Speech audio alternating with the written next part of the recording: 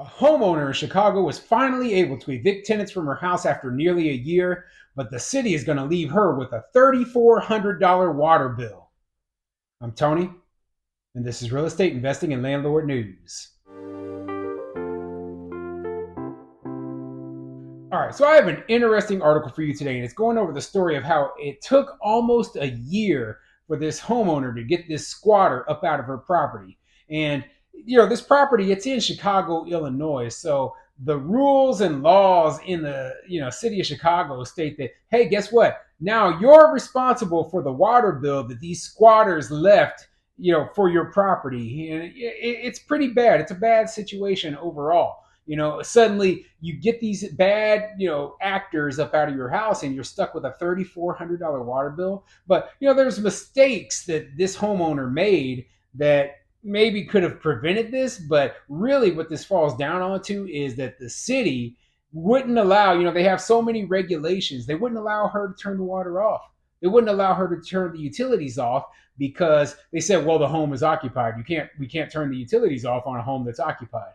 I don't know why they have that rule in place, especially when it's being occupied by illegal squatters. But I'm really kind of curious what exactly is going on up in Chicago. So before I get into the article, go ahead, hit the like and subscribe button. Maybe leave a comment down below. Let me know what you think. What do you think of a homeowner getting stuck with the water bill that a bunch of squatters created? Okay, I mean, it sounds like a horrible situation. I can't believe for 1 second that anybody would say, okay, well, we're going to force this homeowner to pay this bill, even though she wasn't even allowed to go in there and turn the water off. Okay, that's what the real problem is. So I'm going to get into more details about this whole situation here in just a moment. But this article is coming from cbsnews.com, and it says, squatters finally evicted from Southside home, but owner's troubles aren't over.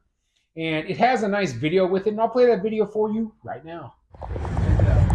Armed with a battering ram at the ready, deputies with the Cook County Sheriff's Department were at this Chatham home near 80th and Vernon to evict squatters who had illegally moved into Darthula Young's home. There were 4 squatters still in the building with 2 dogs. The home once belonged to Young's mom, who died last year. Just being able to get into the building was a big accomplishment. But once inside, Young quickly realized this was not how her mom left it. You better get the out of here. There were mattresses on the ground, trash everywhere. Girl, you better get out of here. And she says plenty was missing. The apartment is trashed. I mean, we got to really start all over again. And the sink was filled with water and dirty dishes, which may begin to explain the water bill that has ballooned to over $3,300 in just 9 months. It seems like there should be some repercussions for Taquito Murray. Taquito Murray is accused of changing the locks on Young and told her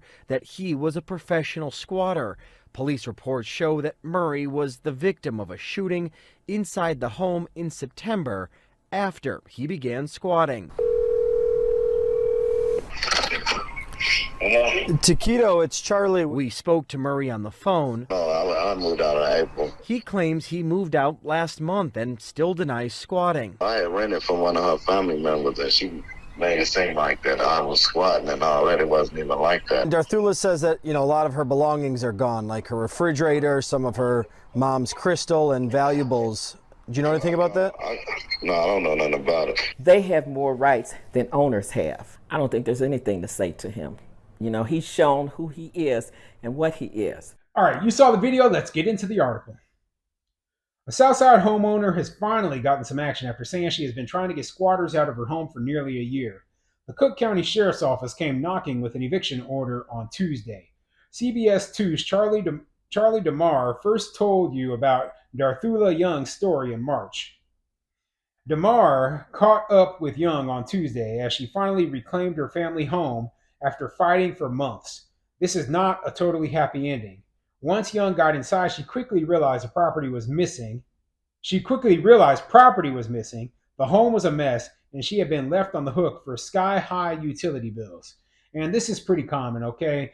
For the landlords out there who've experienced, people that they just squatted in their properties before. Basically these people always tear the place up, and a lot of the times these will be druggies or just criminals. So they don't give one darn about just going through your place, stealing everything they can. They might even steal the pipes, who knows.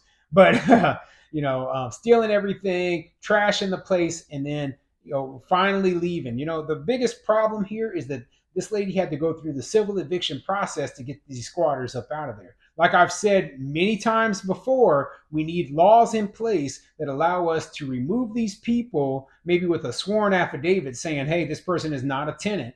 And, just charge them with trespassing, charge them with theft, charge them with property damage, charge them with breaking and entering. There's so many laws already in place for these sort of crimes, but for some reason, if a person pulls out some fake BS lease, oh no, we can't touch them, can't touch them. What a bunch of garbage, okay? The only thing you're doing is hurting the people who actually own the property.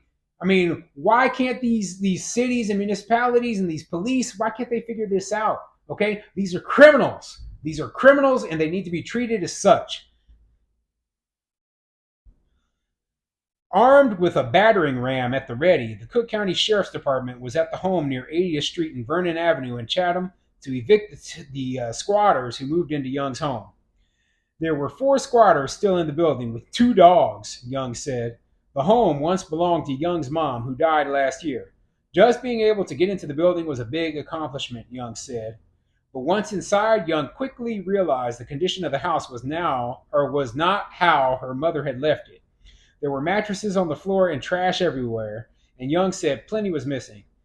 Just the way that the house looks in these pictures, and I'll throw the pictures up on the screen so that you can see, but the way that the house looks, and talking about all these weird people up in there, it doesn't sound like this was somebody who was it sounds like these were drug addicts, or they were using it as a flop house or a drug, like what do they call that? A trap house, somewhere where they store drug. You know what I mean? It sounds like there was illegal activity going on here, or if nothing else, there were a bunch of drug addicts homeless people, just staying there. The mistake that I see that this homeowner made was that she probably left the home empty for too long a period of time after her mother passed away. Now, I don't know what the solution to this would be. You need to get the place locked up immediately. That's the first thing. Get the utilities turned off. Lock the place up tight. Board up the windows. I'm sure there's plenty of homes in the south side of Chicago with boarded up windows, so this won't be anything unusual.